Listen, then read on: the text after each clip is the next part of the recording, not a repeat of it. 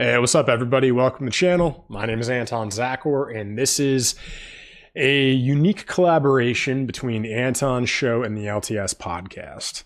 And today's show features my friend Greg Schmaus, who is the founder of Healing 4D. He is a holistic health practitioner, a shamanic energy healer, massage therapist, and CHEK practitioner. So, what this podcast was all about is archetypes. What is an archetype? An archetype, in my opinion, is a universal pattern or structure of consciousness. Archetypes are the universal and recurring roles, themes, relationships, plot points, and stages of story. For example, we have the archetypal storyline of the hero's journey, which can be broken down further into its component parts, such as the archetypal roles of the hero, the mentor, the guardian, etc.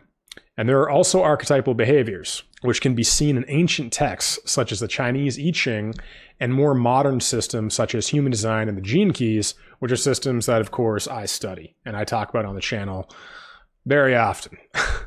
And just as we have used our left brain through the language of mathematics to uncover certain mathematical constants in the universe, such as the Fibonacci sequence, the Pareto distribution, and much more, we can also use our right brain to uncover the archetypal relational constants of life. Through this lens, we see that life itself follows its own story structure, with the prime story being that of evolution. All components of this cosmic story can be understood through the lens of archetype and dissected into smaller universal storylines housed within the meta-story. As it has been said, there's only one story told through an infinite number of lenses. And how can you use archetypes in your life? So what Greg and I talk about in this podcast is how the four universal survival archetypes, the prostitute, the saboteur, the victim, and the child, are challenges that we all face in our lives. And each of us has to learn where these universal challenges are undermining our peace, happiness, and relationships. Additionally, getting in touch with the core archetypes that are playing out in your life can give you the ability to connect more deeply with yourself and reorient yourself in your life. It's similar to being inspired by someone, except what you were being inspired by is your own story. And I definitely see this in the world right now. I feel like a lot of us, it definitely seems like the majority of society has lost faith, lost hope in humanity, in the future, in their own lives, in their own future. And I think in a lot of ways it's because we've lost our connection with archetypes and story. In tribal days, we would all gather around the campfire and tell these universal stories, these myths that would contain the core essence of life, that would inspire us. Through them, we would see the truth of life. And I think in some sense, because religion has created such, I was going to say destruction, but just so much corruption in life throughout the centuries. I think a lot of us have thrown out the baby with the bathwater and have thrown out, the idea that there is a binding force to life. There's some universal pattern. And a lot of us think that life is chaotic, random, and meaningless. And in some sense it is, but just because it's meaningless maybe doesn't mean that it doesn't follow certain patterns, and that there can be, I think, deep peace in understanding those patterns and seeing them playing out in your life and seeing that, if I'm going through a really big challenge or an ordeal, that if we understand that, generally speaking, after every deep challenge, after we've learned the lesson that we have to learn from it, there is a gift on the other side. There's something to be learned, something that we can utilize in our lives. So that's why I think archetypes are so powerful. I think they can give us hope and inspiration. I think they can help us feel a bit more safe. or at least they do for me. So I hope you guys enjoy this episode. All right, what's up, everybody? So we got Greg Schmaus in the house, and yeah, this is not what we were expecting to do, but we're just going to be flowing right into an archetypal reading. So this is what Greg Schmaus's unique genius is helping people figure out, the way I would put it is, the different archetypes, the different aspects of ourselves, and piecing it together and showing us the cohesive unity of who we are. Does that resonate with you, Greg? Would you agree with that, or do you see it differently? Well, I think it's similar to why you've gotten so much into human design, is it creates almost like a blueprint or a roadmap for you to follow. It gives you deeper insight into, you could say, your soul's path, or almost like Ram Dass says, like the curriculum that you may have chosen for this incarnation. And the archetypes are like the vehicles that our consciousness uses to engage the world from. All right. So as we go into the archetype wheel, which contains the 12 astrological houses, this is not really using astrology, but the 12 houses are symbols for key areas of our life that we're always in relationship with, whether it's our work, our finances, our home, our family life, our spiritual practice, whatever it is. So the process of casting the archetype wheel, which we'll get into, is shining light on exactly which archetypes are predominantly showing up in each of these key areas, right? Which of your core archetypes shows up in your work? Which of your core archetypes shows up in your relationships? Which of your archetypes shows up in your relationship to, say, finances or communication? So it shows you exactly which archetypes you're utilizing in each of these key areas. So it then gives you an opportunity to have that awareness, see the light and shadow expressions of each of them, and that kind of gives you a path forward. Yeah, it was interesting, man. Like because when I look at the the archetypes that I'm playing with, and I'm going to briefly say all of these out.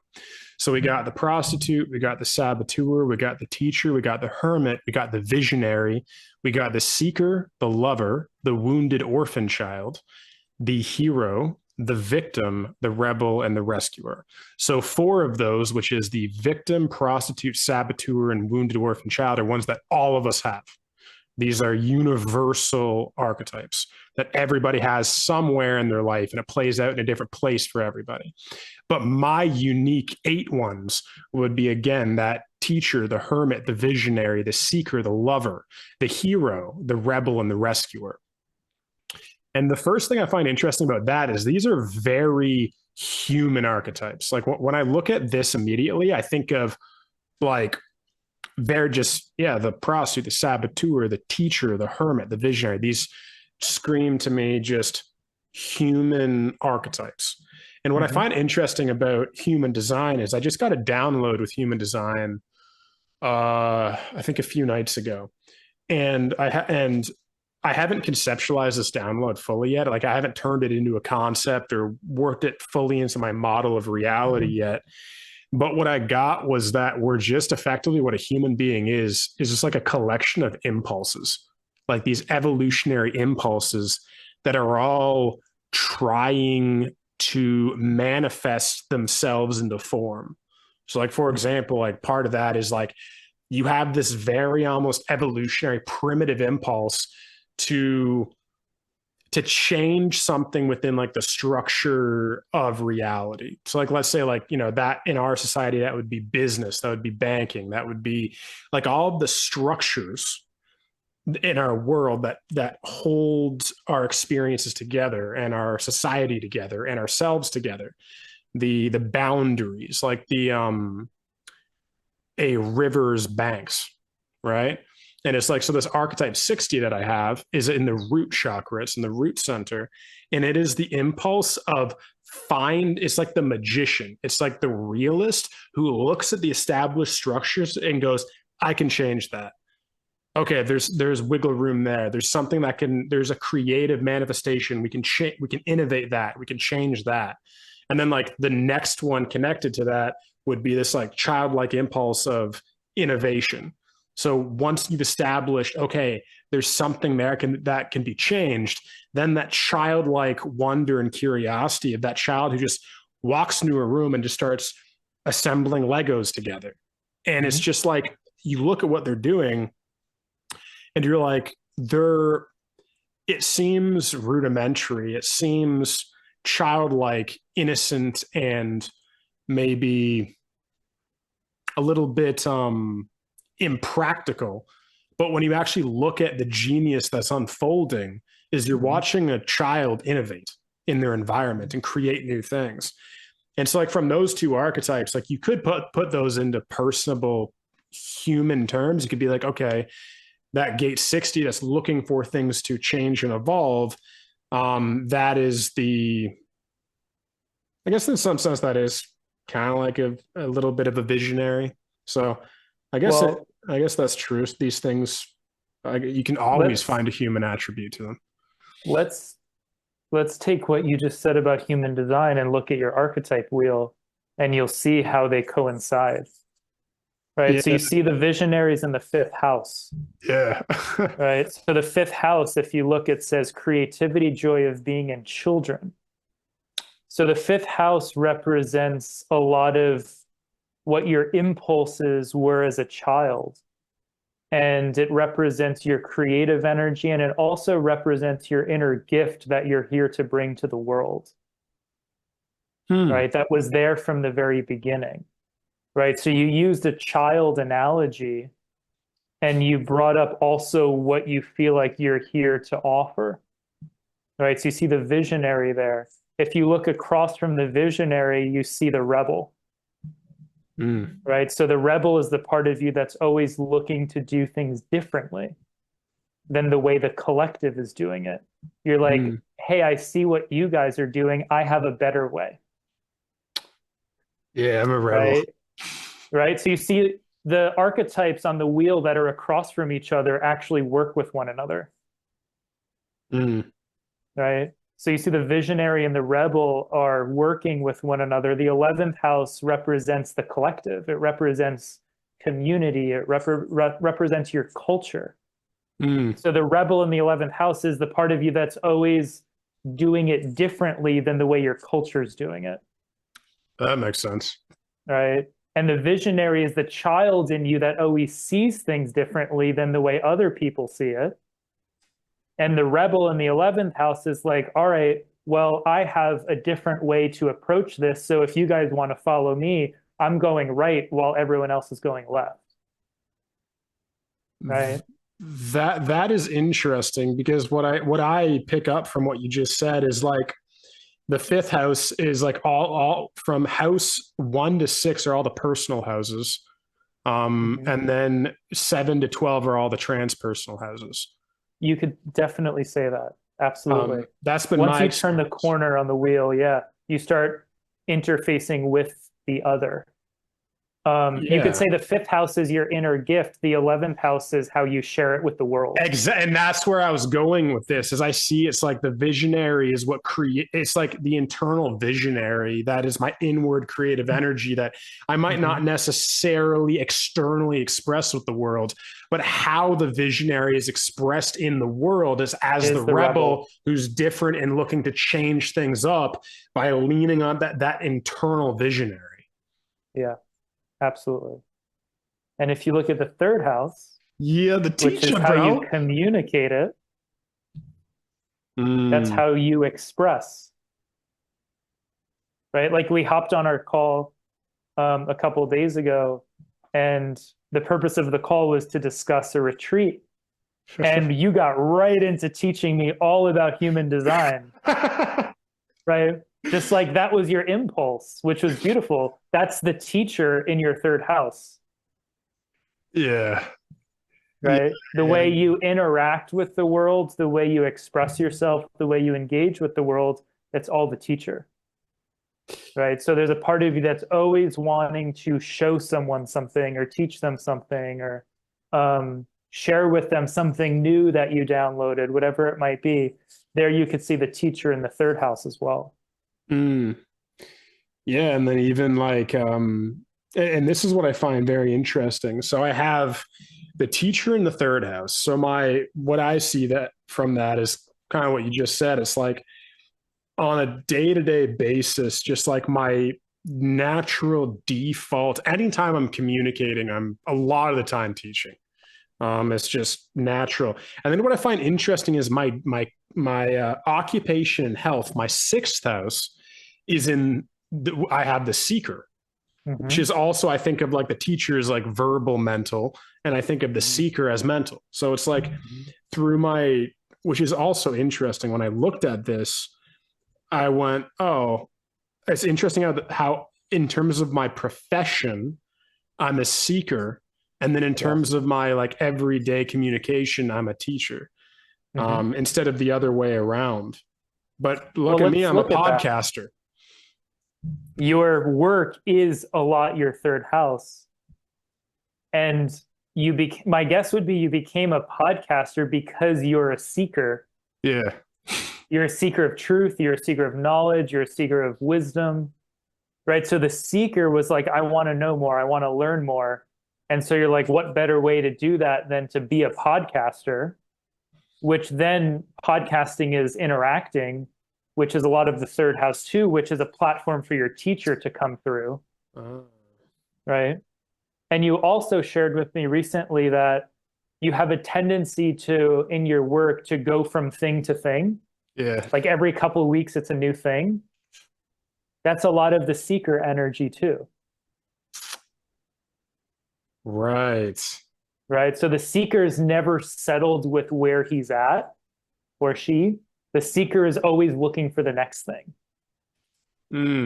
Right. So the seeker is always on the move. If you feel the energy of the seeker, it's not static, it's so dynamic. So you're like, every couple of weeks, I'm like on to the next thing. And then at some point, I see how it all pieces together. Yeah. Well, the seeker's always going from thing to thing. And eventually it all pieces together. And the seeker's like, oh, I got it. I hope so. I like, this is one reason why I want to live till I'm like a million years old. I want us to develop some technologies or spiritual technologies where we can like do like some Thoth stuff, dude. Or like, do you know that I don't know if you'd call it a fable, but that idea like of was it Thoth and Hermes are the same archetypal being? In like mythology? Hermes Trismegistus. I'm not an expert in like Greek mythology. Okay. Anyway, my point is that having this strong seeker, anywhere, it's in my sixth house. But like having that strong seeker for me, it's it does often feel like this insatiable hunger for knowledge. There's an adventurous quality to it. It's like, well, this is very interesting. Look at that. The sixth house is right across from the 12th house, which is the unconscious.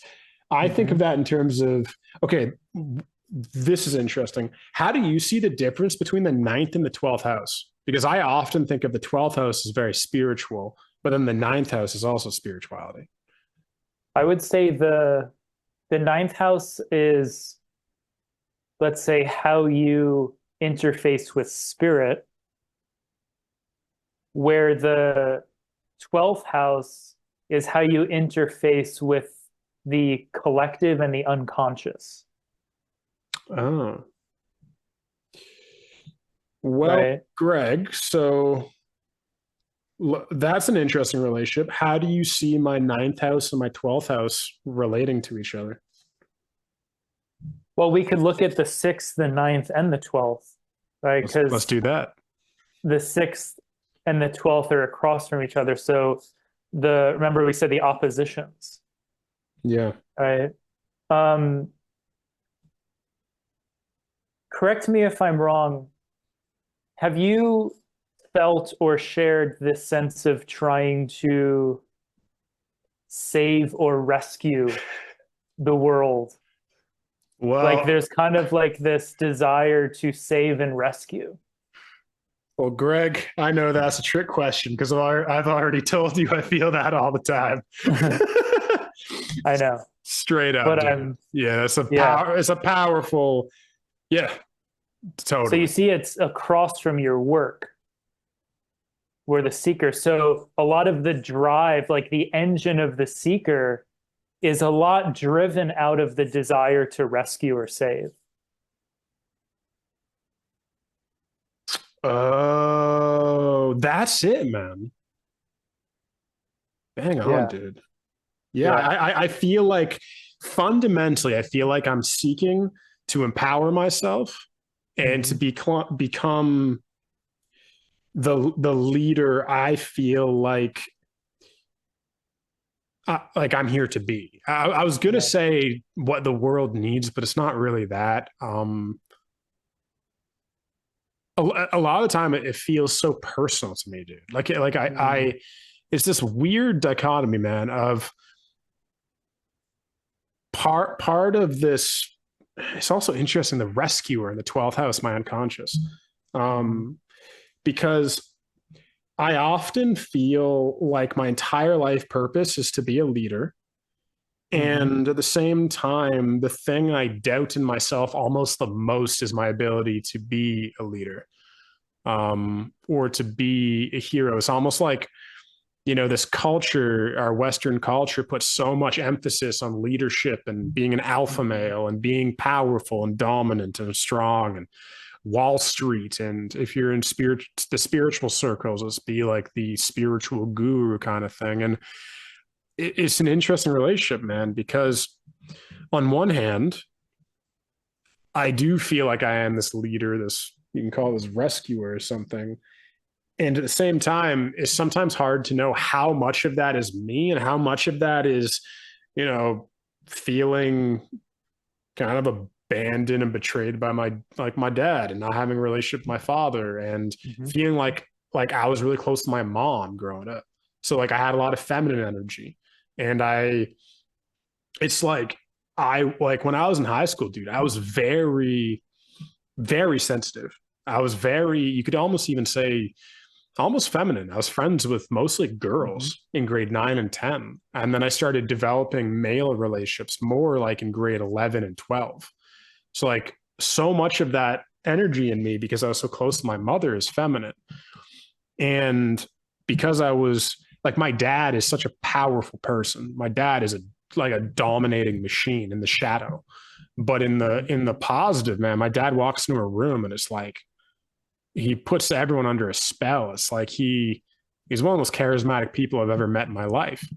Hmm. He's and it's like because I hated my father so much, like I despised him. It's like I rejected every aspect of him in me. So in some Hmm. sense, I denied my own larger than life aura, my in some sense, I kept some of my charisma, but it was seen through a feminine lens. A lot of Hmm. time it was the people pleasing charisma. It was the Mr. Nice guy. I could be very charming, but it was inherently manipulative because I wanted people to like me. And so that masculine energy, and I'm not saying it's inherent, maybe this is masculine, but this energy of just like, hey, take me or leave me. This is who I am. I'm gonna be me, and like fuck you if you don't like it. Like Hmm. that is something I've been cultivating for like 2-3 years now because it Yeah. didn't come naturally. And Yeah. again, it was like just denying this aspect of my father. And then society comes in and says, you got to be a man, you got to be powerful. And then again, me being close to my mother, me being more in tune with my emotions, my sensitivity, my vulnerability, there's like a part of me sometimes where I feel like I don't know if I'm that Marlboro man, just stoic, not talk about my emotions. And I don't think that is what true masculinity is. But it's just like I still notice, man, the societal values like breathing down my neck sometimes. And so where I'm going with this is like, yeah, there is this like core aspect of me that I feel there's this seed in me in my unconscious, in my dreams, like my dreams. There you go, right there. My dreams is like you said, to be this hero, to be this rescuer. And so all this right there goes back to that 12th house rescuer. What's your reflection on all that? That's a lot. Couple things. Number one is you have the victim in your highest potential. Yeah. Right. So what that means is you reaching your highest potential comes through the process of transcending the victim triangle. Right. You know, the victim triangle is the trinity of archetypes where there's always a victim, a villain, and a rescuer. Right. And so I also have the victim in my highest potential. Real Like, interesting. yeah. Okay. And I also have the hermit in my fourth house across from it. Oh, dude, brothers. Yeah. Keep going.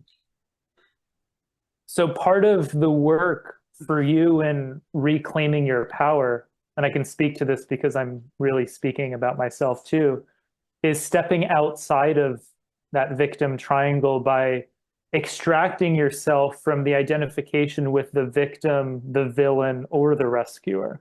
Right. Because when you're a rescuer, someone else has to be a victim. Right. When you're a rescuer, someone else also needs to be the villain or the perpetrator. Right. So part of your work is going from the unconscious, 12th house, unconscious victim triangle of, well, instead of me being the victim, why don't I just be the rescuer? Because that's a whole lot better. I feel like there's more power there. It's like, yes, but that's a stepping stone. Right? That's a stepping stone. Better to be a rescuer than a victim. But if you stay there, then you're only interfacing with victims and villains. Right. Right. And also, if we look at your first two houses, you said, you know, in order for me to be accepted by the world, I started to become a people pleaser. Well, the first house is your sense of how I'm perceived by the world, who I am, how I present myself to the world. So the prostitute is like that people pleaser that's kind of going out into the world and saying like, all right, who do you guys want me to be? You know? And then the second house, you talked about the difference between your values and societal values. Right? So you see the saboteur there. So a lot of your saboteur archetype relates to how you value yourself, how you differentiate your values from other people's values, whether it's your family or your culture, and where you derive your own sense of worth from. Right? And so if we felt victimized for a lot of our life, let's say it's, you know, we felt abandoned or neglected or, you know, whatever it is, like with that, you see the wounded orphan child across from the saboteur. Right.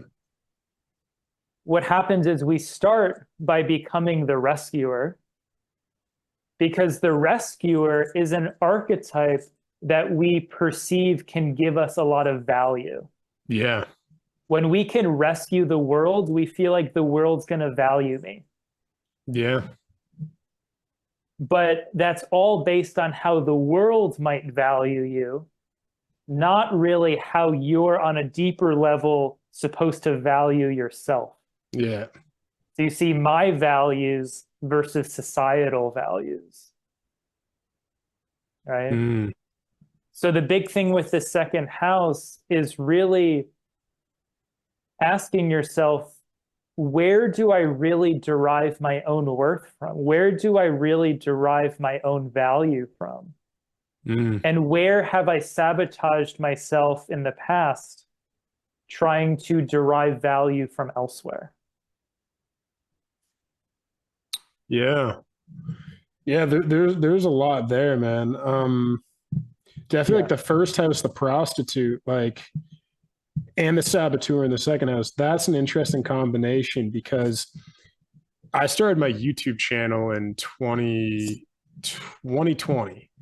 And near the beginning of my YouTube channel, I started lying actually, because I was like most of my life, I lied a lot.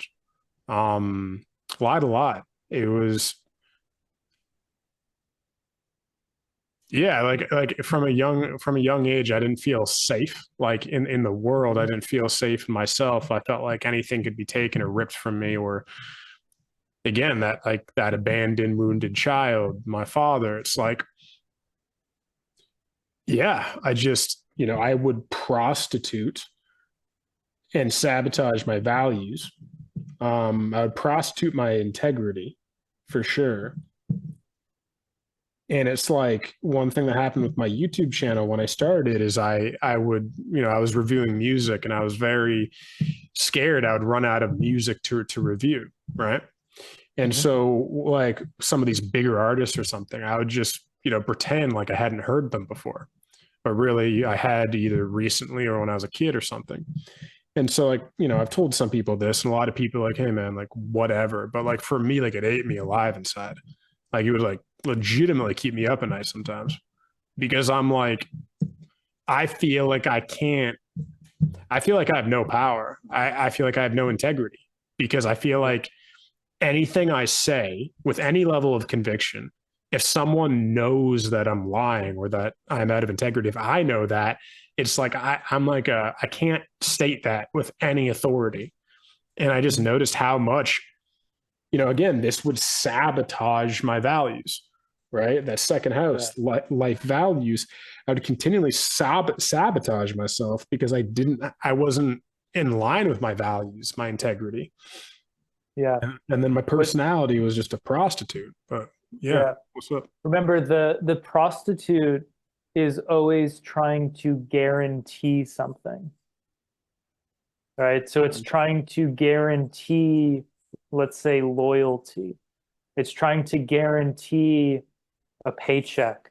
It's trying to guarantee that so-and-so is going to be pleased with me. It's trying to guarantee a certain response, right? So the prostitute will abandon its integrity or its values or its truth to try and guarantee something. Guarantee that if I say this instead of how I really feel or what I really mean, then I guarantee that I'm not going to get attacked for it. Right. So you see the prostitute's always trying to guarantee some sort of outcome, and it's willing to compromise itself in order to do that. Yeah. So for most of your life, and I can relate to this, I've struggled with, the white lies in the past, where it's not like you're not doing something terrible, but it's not the total truth. Yeah. Right. And the prostitute kind of like rationalizes it or like, and we all have to be on the lookout for that to this day. I know I do myself because me too. We all have a prostitute, and so in the first house represents your ego. So for a lot of your life, especially in times that you felt unsafe, you were in the process of developing your ego structure. So as you're developing the ego structure, the prostitute's always on the lookout for potential threats, what feels unsafe, and is therefore always trying to guarantee your own safety and your own security, especially when things feel uncertain. And so that's where, whether it's the white lies or the people pleasing or things like that, but then on a deeper level, you start to feel like it's taking a hit on your self-esteem. Yeah. If you feel like it's taking a hit on your self-worth, and that's why you see the saboteur in the second house, right? Where you feel like you're sabotaging your self-worth, trying to, ensure this guaranteed outcome of, I'll get more listeners, or so-and-so will be pleased with me, or I'll feel safe with this person if I share this or don't share that, or whatever it might be.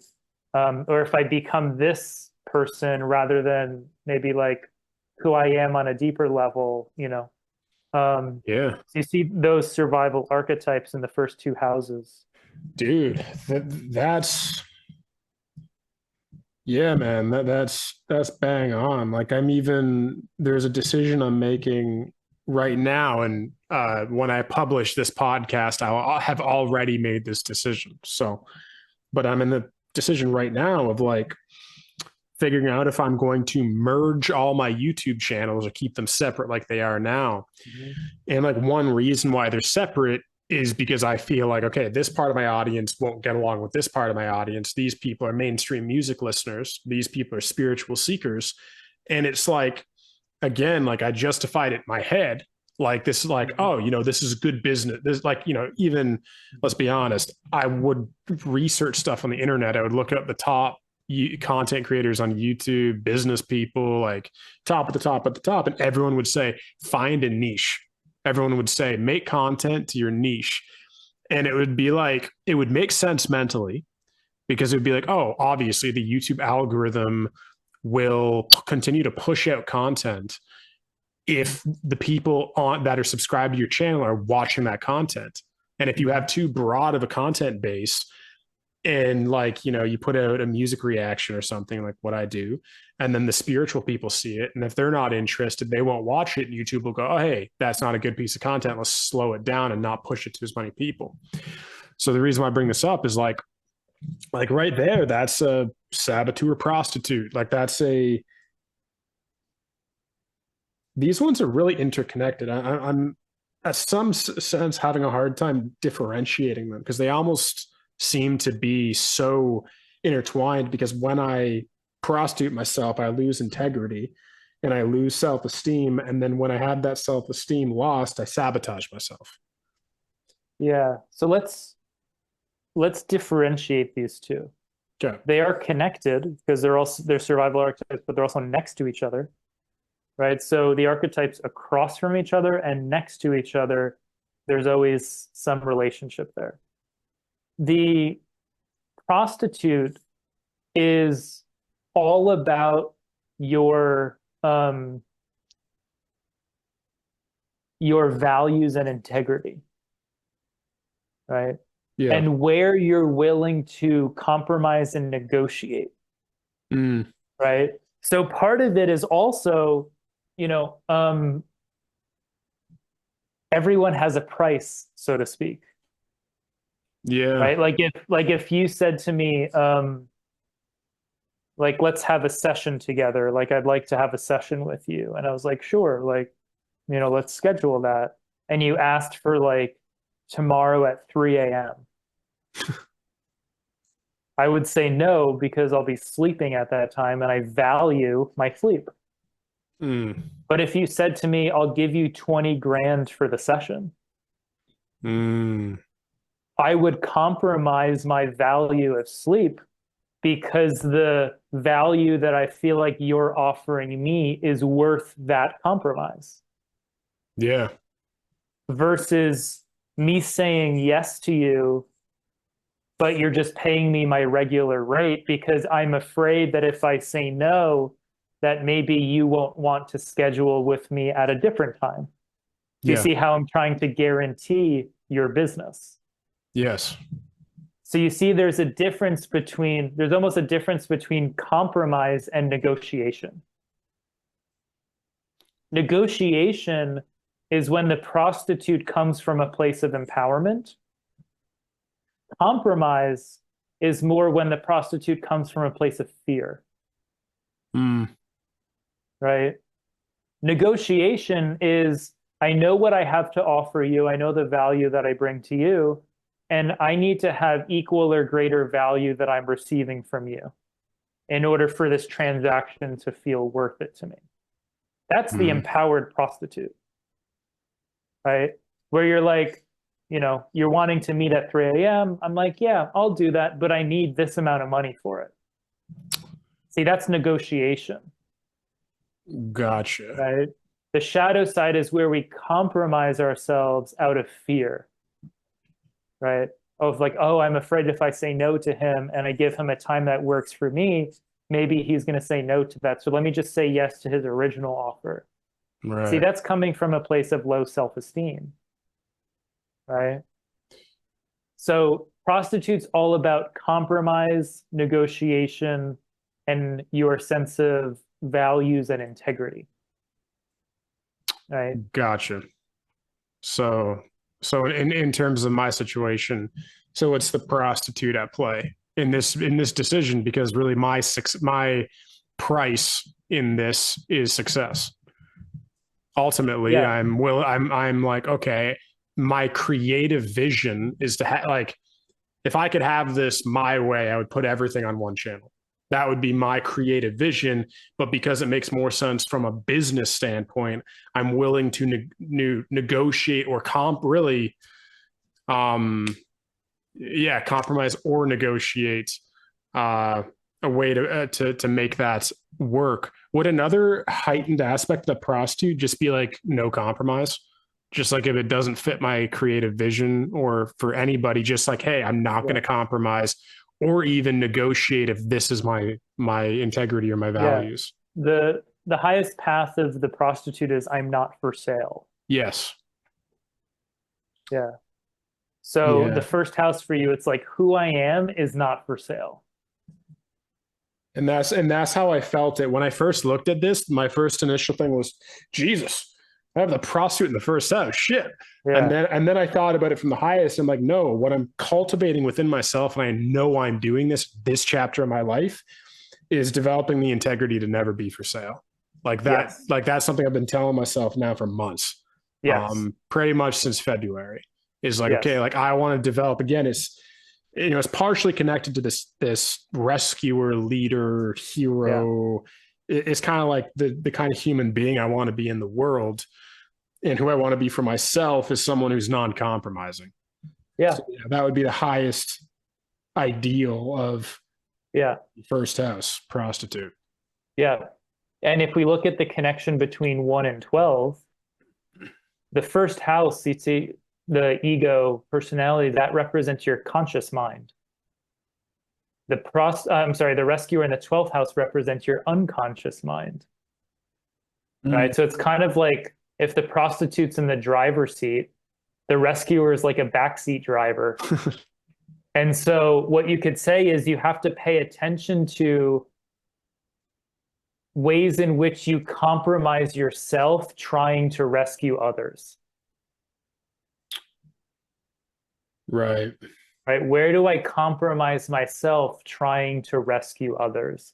It could be something as simple as like, you know, compromising your health or your time for exercise or your time for meditation or your self-care time because you have a hard time saying no to someone else.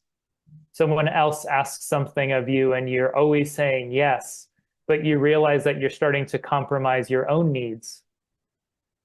And you see that's a possible interplay between the prostitute and the rescuer. Now, if you look across from the prostitute, you see the lover, right? Yeah. So the lover and the prostitute are very connected. And so you have to be mindful of what's done in the name of love, right? Yes. Yes. Love does not mean saying yes all the time.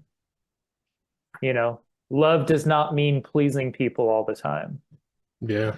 You know, sometimes love means saying no, creating boundaries, and disappointing people, right? But the prostitute is going to try and inform the lover and get it to always say yes, always please, always show up, you know. And so you want to be mindful of that interplay of what's done in the name of love between prostitute and lover, because lover is in your relationships. Yeah, man. I see that even in my friendships. I see that with my friend Ian. You know, we've known each other for 2 years, and at the beginning of the relationship, I was definitely more people pleasing with him. I would feel like, you know, because he had a bigger business, he was, you know, 20 years older than me. Like I would feel like I needed to step up in the friendship to be worthy of his friendship. Yeah. So I remember he would, you know, send me opportunities. He would ask me for help and things, and I would feel like I couldn't really say no. Yeah. And then I've noticed again since about February, which was a really big pivotal shift in my life. Now I tell him no all the time. Now it's like now he jokes. He's like I get frustrated sometimes because it's just so hard to get you to do things. So it's like it's cool also just watching. Like I think I'm at an interesting point in my life because I feel like I'm at a part in my life where a lot of these aspects I'm flipping the page from the shadow aspect of them into the gift aspect of them. You know, like you know, I made a YouTube video that I'm putting out next week to everybody on YouTube, admitting to the world I lied to them, and I was lying to them for like 4 years. And like that was again that came out right around that February March time when I filmed it, and I've been holding on to it for the right time when I relaunched my YouTube channel. So I'm seeing like I can literally watch myself this year being like with the prostitute going, enough is enough. I'm done just sacrificing my integrity to benefit my relationships or benefit my success or my security, my safety. And now like it's also been a big for the last since February, there's been a huge theme of learning to trust the universe. Because I think fundamentally for me, learning to trust the universe has given me the confidence to back myself and to go, hey, maybe I'm going to let go of a business deal that could potentially, you know, like someone might offer me $20 million and it would sacrifice my integrity. I'm not saying 100% I wouldn't take it, but I'm at the point in my life where I would seriously consider that. Like about like, hey, do I have the strength to say no to that? Do I have the strength to stand by myself? And it's like, yeah, just this year has been big of noticing all of the relationships that you're talking about. And, you know, noticing that rescuer that, you know, I'm really so much of that rescuer tendency is because I feel for my entire life, I've had zero self-worth. I didn't love myself. I didn't value myself. I didn't think anyone could love me or value me unless I was saving the world. It was like, no one will give a shit about me unless I'm doing something miraculous. And then even then I can never make a mistake because the moment I make a mistake, I fall from grace again. So that has been a big thing of like really facing myself and have I just allowing myself to be afraid and terrified and allowing myself to feel that wounded child, you know? Yeah. It's also the hero in the ninth house. So your relationship with spirit, that's the part of you that feels like I need to be the hero in order to get back in good graces with spirit. Almost like I got like kicked out of the garden and I'm trying to make my way back. And I have to like be the perfect hero in order to do that. And if I fall or make a mistake or, you know, disappoint somebody or whatever it might be, then there's this feeling of disconnection from source. Almost like you feel like you have to win the universe's approval by being the hero. But, you know, the real hero in the ninth house is really the willingness to trust the universe and to go on your hero's journey, not trying to save everyone else. You know, also what comes to mind is if you look across the heroes across from the teacher. So the teacher leads with words, the hero leads with action. So the hero is almost like the silent teacher that goes on the hero's journey. And instead of trying to rescue others, others just follow him. Because they're like, oh, wow, you know, whatever this guy's doing, I want to learn more. Because, you know, he looks super healthy or he looks super happy or, and that usually doesn't happen when we're trying to save everybody, Yeah. so it's a lot about, rather than trying to teach and save everybody, it's a lot about going on your own hero's journey, knowing that other people will be inspired by your path. Does that make sense? It does. It does. I'm wondering, does does any placement in the 10th or ninth house in some sense show you what like your spiritual mission is? Does anything in this wheel give you any indication of almost like your soul mission? Yeah, ninth and 10th. I mean, the ninth is your relationship with spirit. The 10th is your highest potential and purpose, Mm, right? So a lot of transcending the your, victim. yeah, it's transcending victimhood. Which is almost heroic because Yeah. isn't the hero the one who says, "Hey, I'm not a victim," and Look, stands the up for victim's themselves? between the hero and the rebel.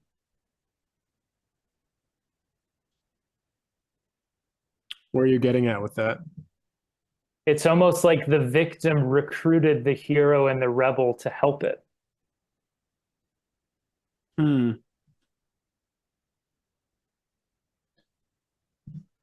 That. But here's the difference. The energy of the rebel feels like a push. The energy of the hero feels like a pull. Does that make sense? Yeah. The rebels pushing away from something. It's wanting Yeah. to prove it how And different it is. the hero's feeling pulled towards something, Right. like the hero's journey, Hmm. right? Yeah. And then, like I said, all heroes are people who aren't victims. They're people that make their own way in the world. Yeah, they've transcended their sense of powerlessness. Mm. Into whatever that might be for that individual person. If that person's Yeah, a mother, an athlete, a warrior, a leader, a yeah. carpenter, it's like whatever that, yeah, the hero and So everything. your spiritual path in the ninth house is a lot about trusting your journey, your hero's journey. Also, the one of the spiritual practices for you that shows up with the hero always feels like he needs to be challenging himself. Yeah, that's how I always feel. So part of your spiritual practice is um, feeling like you're always needing to overcome something or challenge yourself against some sort of obstacle or discomfort. It could be like getting in the ice bath or getting in the sauna or doing the breath work or like whatever it is, like, or Yeah. doing like the silent retreat or the For, medicine work or the yeah. darkness retreat or the vision quest. It's always like the hero's like always needing to challenge itself, and facing the challenge is how you meet spirit. Mm. Right. So that's the hero in the ninth house is where you're meeting spirit. And I'm doing that through heroic, like Through challenges, through through challenges. discomfort. But yeah, like for me, it's always challenging relationships. It's like that's where I test Sure. my sword is, I'll hang out with my dad, like, and I'll be like, can I be grounded the entire time? Or Yeah. or like knowing like his tendency to try to order me around or tell me to do things or push my buttons. Like, and I remember I was talking to a mentor a few months ago, and he said like he's like you're kind of abusing yourself because you keep throwing yourself at this feral dog that you know is going to bite you, but you're like, well, I'm going to test myself with it, That's and the it's shadow side. is where you get addicted to that. Yeah, and like you said earlier, I feel like I have to like it. Even like you speaking right now, man, is like there's some anxiety that comes up in me because there's almost some anxiety of like because I can feel what you're saying. I've built up this idea in my head that if I'm not a hero, I'm nothing. That Mm-hmm. like if I like, and what I've translated that to is well, clearly my sole mission is to be this hero for humanity or the the universe or something. It's this grand thing, and it's like it's simultaneously exciting. It feels natural, but also there's definitely an attachment to it because the idea Yeah. someone said, "Hey, that's actually no, you just relax, bro. That's not your destiny." There would almost be a sense of deflation of like, well, if I'm not that, then I can't just be. I can't just be like that's not enough. I need to do something grand, you know? That's a blessing and a trap, Yeah. right? The blessing is that you're not going to be a lazy person that's just like, finding God sitting on the couch, Eating Cheetos. eating Cheetos. Um, but the shadow side is once again where your self-worth is externalized in trying to rescue others. Yeah. The hero's journey is an inward journey. The hero's journey is a personal journey. It has nothing to do about saving others. Oh. And so the paradox here is your rescuing others is not done directly by trying to rescue them. It's done by being a living example of an aligned, loving, empowered human being. Mm. Right? So it's not by it's not by what you do, it's by who you are. Right? Like when you go to the grocery store and someone's having a bad day that you're at the checkout line with, and you just share with them a compliment. You're not trying to rescue them, but you're offering them some of your medicine. Or even just you taking great care of yourself and being filled with vitality. And you're online at the grocery store and the person next to you is suffering with chronic fatigue. Your energy field that's filled with vitality interfaces with their depleted field and it starts to lift them up a little bit. Mm. Right? So what this is saying is that you don't have to rescue people through conscious effort.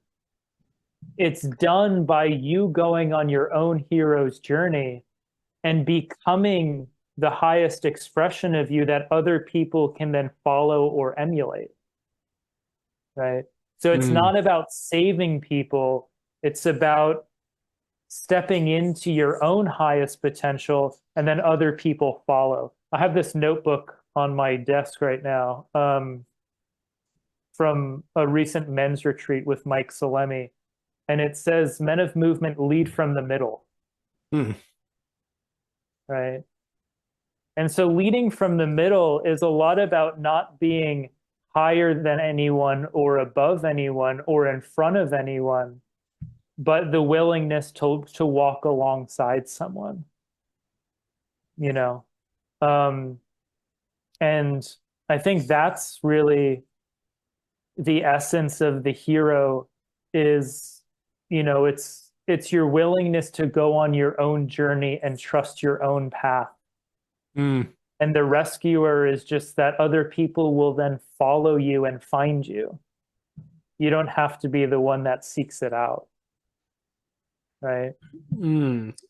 So what I get from that is almost like the 12th house, in my case, the rescuer, provides the stimulus or the reason for the ninth house's like actualization. Mm. It's like that. It's like almost that desire to be a rescuer propels my heroic journey inwards. Does that make sense, or do you see it a Yeah. different way? Because like based on what you just said, it's like the rescuer is this background process, but the hero, that spiritual inward quest that I'm on, is really what I'm here to like do. where Yeah. the unconscious is more, it's not necessarily, it's like a byproduct. It is a fuel, it's the reason and the byproduct, but the ninth house is actually what is the quest of the life. Does that make sense? Yeah. So let me let's go to your rescuer for a moment in the 12th house. So the 12th house is very powerful. The unconscious is very powerful. I think Bruce Lipton says the unconscious is like a million times more powerful than the conscious mind. Yeah. And Caroline Myss, who developed a lot of this archetypal work, says that the 12th house is either where your greatest power and miracles lie, or your greatest pain and suffering is experienced. Right? So it's like these two extremes, either deep pain and suffering or great power and miracles. And so what I see with the rescuer in the 12th house is let's take the world right now and over the last 4 years, because shit's gotten a little weird. Yeah. Right? And so you could see that the world is in this constant state of sympathetic overdrive, fight or flight, chronic stress, high anxiety, right? That's kind of like the state of the collective, right? Yeah. And so if you take someone like yourself or myself, and we're trying to rescue everybody. May I pause you for 1 second? Where do you have do you have the rescuer? No. Okay. Gotcha. We'll keep going. But I have a hero which sometimes tries to be a rescuer. Gotcha. Okay. And then where do you have your hero? In my work. Oh, okay. Keep going. Interesting. Right. So I can relate to it. Yeah. Right. So if I'm trying to rescue everyone from their pain, from their anxiety, from their stress, from their chaos, what happens is I start to feel stress. I start to feel anxiety. I get swarmed or sucked up by all the chaos. And all of a sudden, now I'm in pain and suffering because I'm in stress, chaos, and anxiety, trying to rescue other people from stress, chaos, and anxiety. Where the power and miracles for the rescuer in the 12th house lies in you not trying to rescue anyone in this world, but in a world that's stuck in a sympathetic state, you stay parasympathetic. In a world full of chaos, you stay in stillness. In a world full of anxiety, you stay in a state of ease and trust. So instead of you trying to change other people's state, you make sure that you're anchoring the opposite polarity. And instead of you then matching other people's state start to recalibrate based on your energy field. Right? Like the best thing you can do for an anxious person is to not be anxious. Right. The best thing you can do for a depressed person is to not be depressed. Right? Like Abraham Lincoln said, the best thing you can do for the poor is to not become one. Right? So the light side of the rescuer for you is whatever the pain is in the collective, I anchor the opposite energy. Right? Instead of me trying to change everybody, I'm going to be the embodiment of peace, stillness, trust, equanimity, rather than trying to rescue everyone from their chaos. Yeah. Right? So it's more, and that's the hero's journey. More about what am I choosing to embody within myself that other people can begin to recalibrate to. Yeah, you're a lighthouse. Yes. But the lighthouse doesn't have to go anywhere. It just sits there and shines a light. and other people come to it. I remember reading this one quote. It was I think it was one of Dan Millman's book, The Life You Were Born to Live, or Oh something. yeah, I have that book right there. Yeah, like the life purpose numbers and Yeah, things like yeah, that. numerology. And he talks about um, being a still pond or a still lake that other people come and drink from, right? Hmm. Rather than you having to go out there and, rescue people from their thirst or fix people with their problems or whatever it might be, Hmm. right? So it's more about bringing a lot of the energy that's moving out back into yourself. And the second house, I'm going to jump to the second house for a sec. The second house is your resources, what you have. That's one of the ways that you're sabotaging or depleting your resources, right? What is the way? By trying to externally rescue people instead of just working on myself.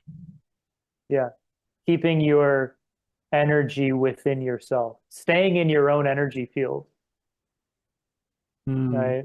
The second house represents all of your resources, which is your time, your energy, your availability, your finances, all of your resources. For example, let's say I have a 1 hour session with you. And after 1 hour, let's say you're still struggling with something. And I spend another 3 hours trying to fix that thing that you're struggling with. And all of a sudden, it's 4 hours later, and I'm exhausted, and I still have 3 more clients left. Rather than saying, I know you're still struggling with this, our hour is up. I have to move on to the next part of my day. I'll see you next week, and we'll pick up where we left off. Right? See, that's creating boundaries with your resources, your time, your energy, your availability, your, energy exchange, where the rescuer is always trying to be like, I need to get this person to, this place before we're done. And, and then I can move on. It's like see how you're leaking energy, right? You're giving a lot away and you're left in a state of deficit. Does that make sense?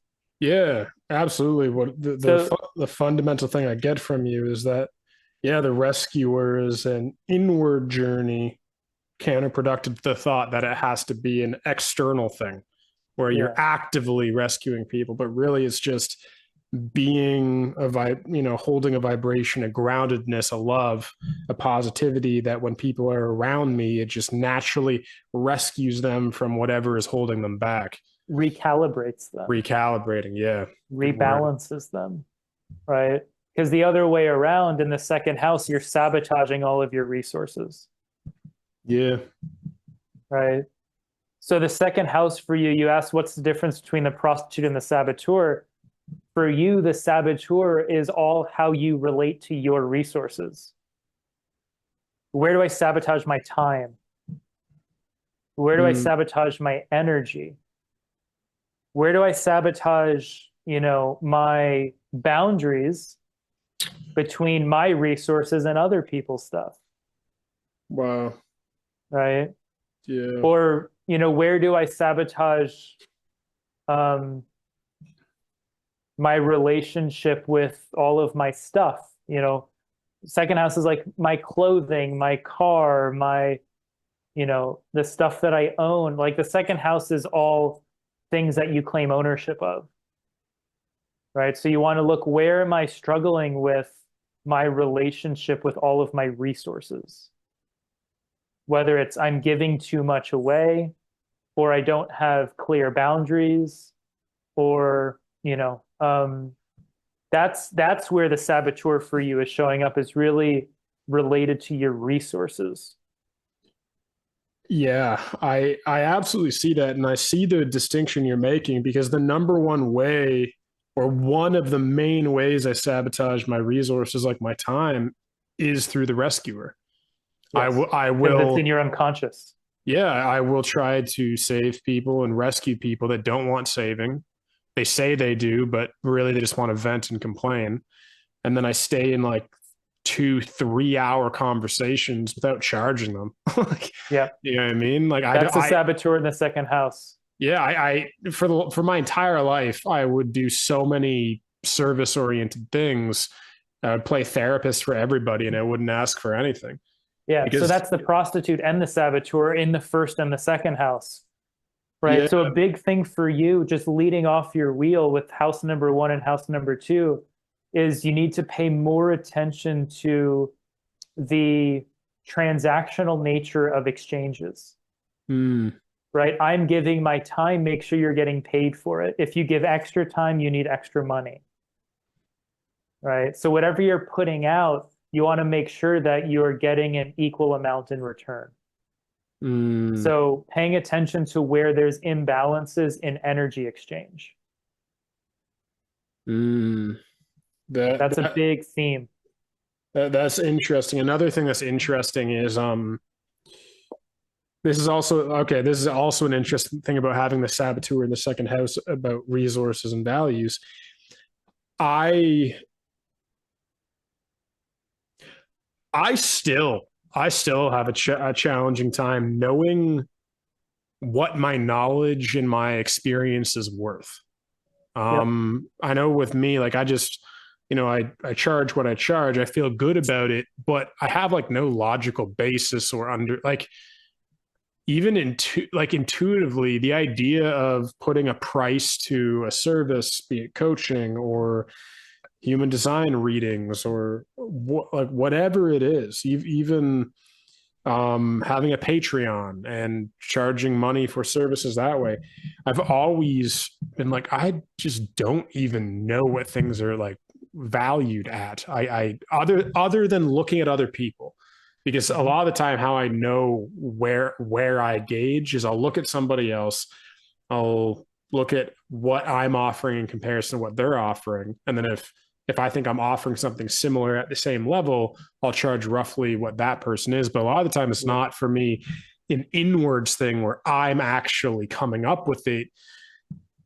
It's coming from externally. And the second part is that I will sabotage and ask for less money because I will doubt myself and my effectiveness. Even though people all around me are saying, hey, man, you should charge more, or, the session we Yeah. did was life changing, I will doubt it, be like, oh, that's just because you didn't know anything. And now you know something and it's life changing.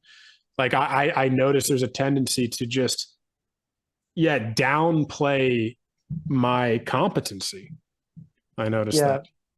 Well, that's the prostitute in the first house, and it's also the saboteur in the second house. But if you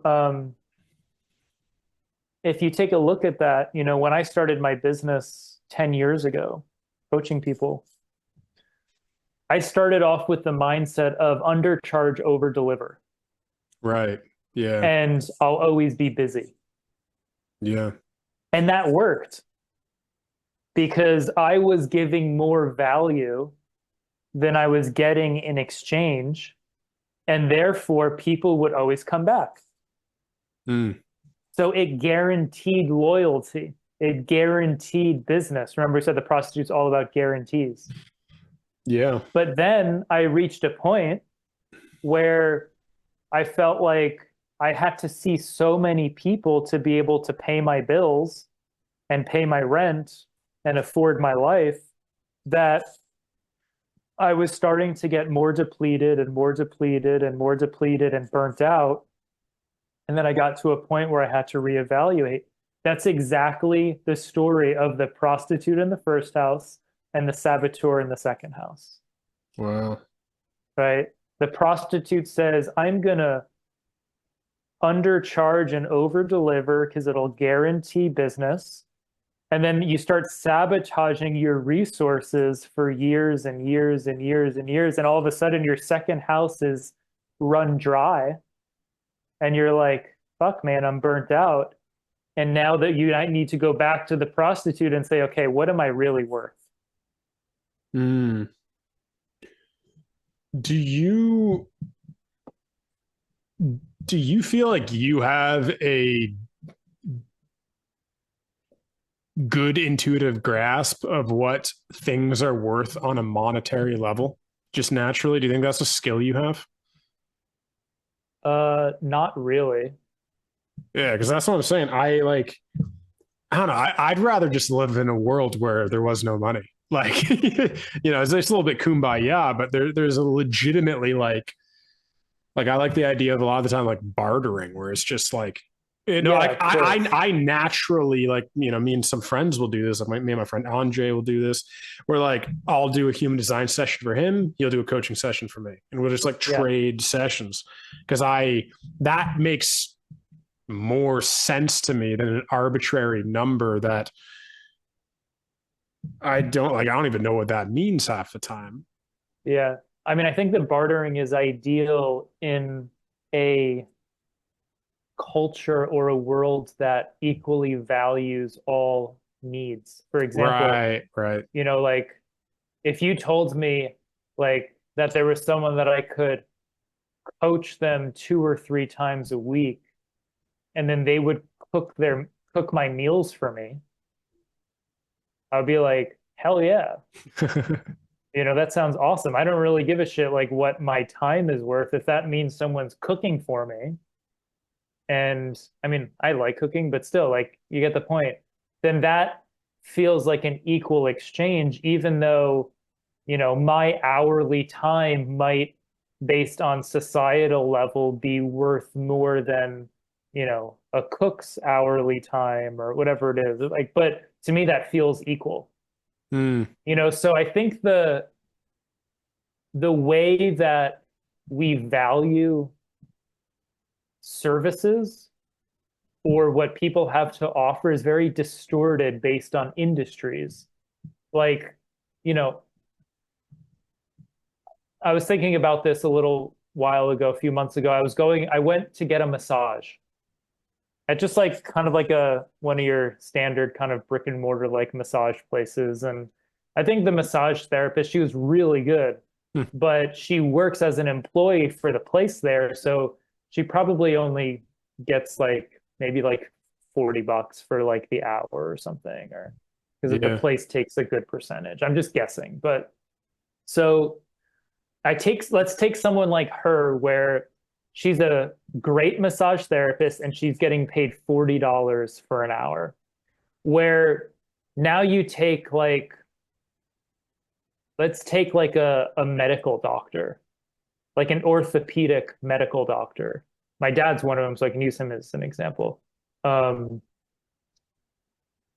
and your mainstream physician generally is just offering a few very simple solutions, either a medication, an injection, or sending you for physical therapy or surgery, right?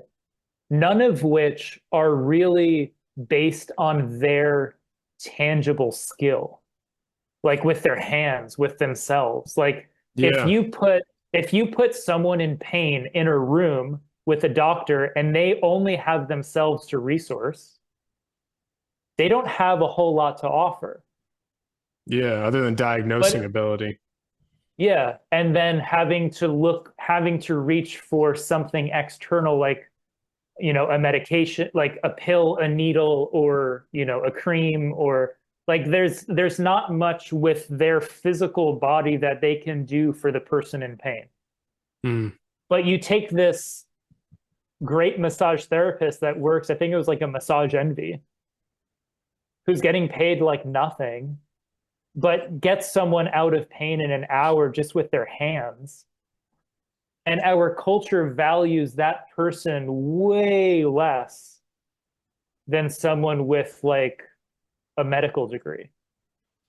So yeah. it's interesting. And then you take like, I don't know, a lawyer or someone that charges like, I was thinking the $500 an same hour. thing. Yeah. It's like our perceived sense of value is so distorted based on industry that it's very hard to reflect on that honestly because of how much programming we have in our own minds. But that's where the bartering service is so much more honest. Yeah. Because it's really based on the value that you bring. Nothing to do with, advertising, marketing. It's just like, what value do you bring to me? Cool. Is that worth it? Cool. This is the value that I bring to you. That feels like a fair exchange. That's part of your work with the prostitute in the first house is fair exchanges. Is this a fair exchange? Does this feel worth it to me? Am I receiving equal value compared to what I'm giving you? That is interesting. Here's a question that is a little bit more in terms of astrology, but maybe you know this. So first of all, technically speaking, why can't you have multiple archetypes within the same house? And the second part of this is like, for example, in astrology, I have Saturn in my first house. Saturn, I could see some similarities with the prostitute because the Saturn is all about like making sure something is substantial, it's real. It's like a lot of it is to do with values. Don't be fake, don't be inauthentic. A lot of Saturn is about a test, like having like testing your integrity, your values. So what's interesting is my initial question was like, well, if in your system I have a prostitute in the first house, and in the Western astrological system I have Saturn in the first house, well, like which one? And if they're different, like let's say, let's use a better example. Let's say in your system I had the prostitute in the first house, and then someone in astrology has, like, I don't know, Aquarius, or like has communication. Let's say like Mercury in the first house, or Mars. It's like those are different kind of archetypes. So from your standpoint, how do you reconcile when in these different systems that are kind of based on the same thing, archetypes and houses? What would you say to someone who in your system has an archetype in their first house that is quite a bit different than maybe the archetype they have there in their first house in astrology? So if we take this archetype wheel, for example, you see there's 12 archetypes, 12 houses. Yeah. The truth is every archetype's in every house. Because when you go to work, you don't leave your teacher or your seeker or you don't leave your hero or your rescuer or your lover behind. Right. Like Paul Czachor says, when you go into the gym, you don't leave your divorce behind, your financial struggles, your this. Like you bring all of that with you. Good point. So every archetype is in every house. It's just a matter of which one is more dominant and which one is part of your unique curriculum to work through. Right? Which is the main one that you're working with, where all the other ones are there, but not there as much. Right? So it's not as compartmentalized as it looks. Right. That Right. makes sense. What about this idea? Is there another way to do your work incorporating like, can someone, I don't know, have the really the Saboteur and the Prostitute both in the first house? Like, can someone have like where two archetypes are both dominant in a house? That's not how I work with this wheel initially, but there are wheels you can do in the future where you can have more than one archetype in a house, but that gets a little bit more complex. So 12 archetypes, 12 houses is always like the most important starting point, because there's so much material to work with just there that to add more, this is probably your seeker in your sixth house. Yeah. That just wants to like throw some more in there. But yes, there's more to it than that, but this is always the starting point to work with.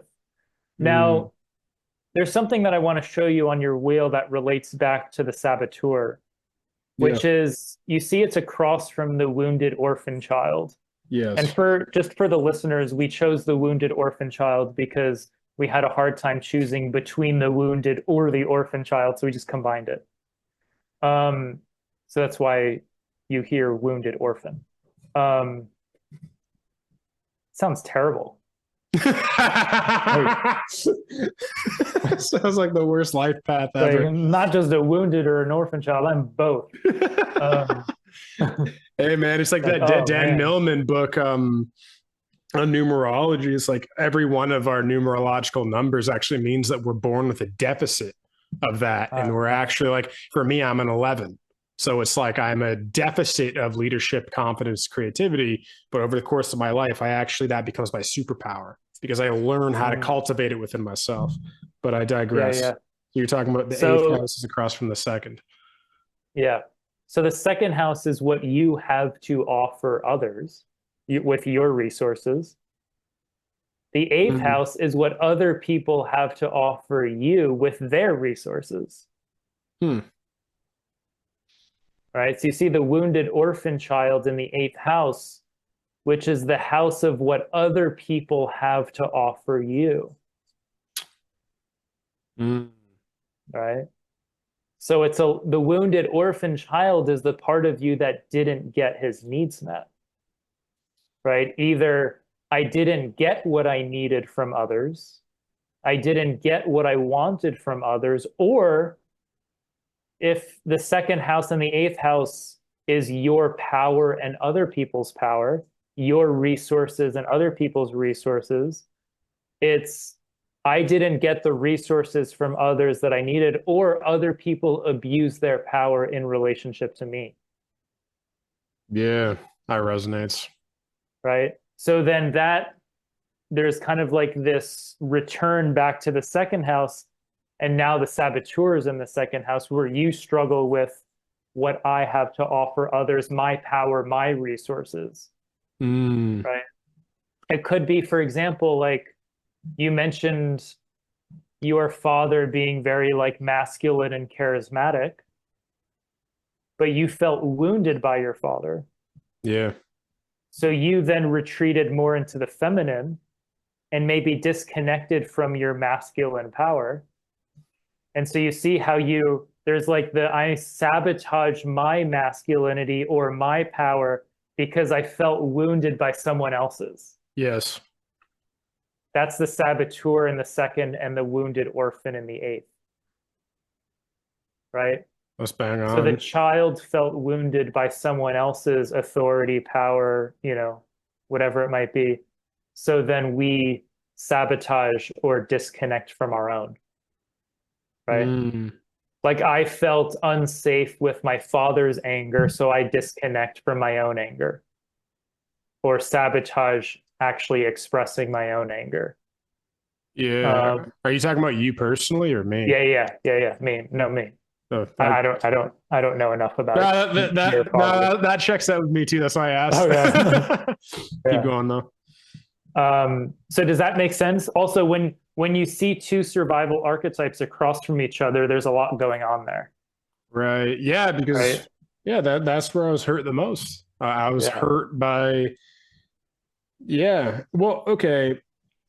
So we're gonna we're gonna continue this in the second half of the podcast. I'm gonna make an announcement right now to everybody that we are finishing the first half of this podcast right now. So everybody who's watching this on the LTS network for free, we're going to be transitioning over to my channel. Right now, this episode will be free. In the future, it'll be in a membership platform. But as of right now, and when I first put it out, it'll be free. So just click the link down below in the description, and you can join us for the second part of this conversation. And also, before we finish this up, Greg, how can people reach you, and what are you offering if people want to work with you and like all this work with you in this archetype area, yeah, what do you offer and how can people get a hold of you? So if people are interested in doing this archetype work, they can do it individually with me one-on-one, or in the next, whenever this episode's coming out, I would say around the new year, I'm going to be offering this archetype work in a group format. But either way, if someone wants to do this work individually or in a group format, they can go to my website, which is healing4d.com. And if they just click programs, they'll see all of my offerings, individual archetype work, group archetype work, if they just want to do some one-on-one coaching. And then I have my online programs there as well. So healing4d.com is kind of my home base for everything. All right, beautiful. So definitely everybody click the link down below to check out all of Greg's links. I will be putting those in the description, and also click the link below to join us for part 2 of the conversation. All right, love you guys. See you soon.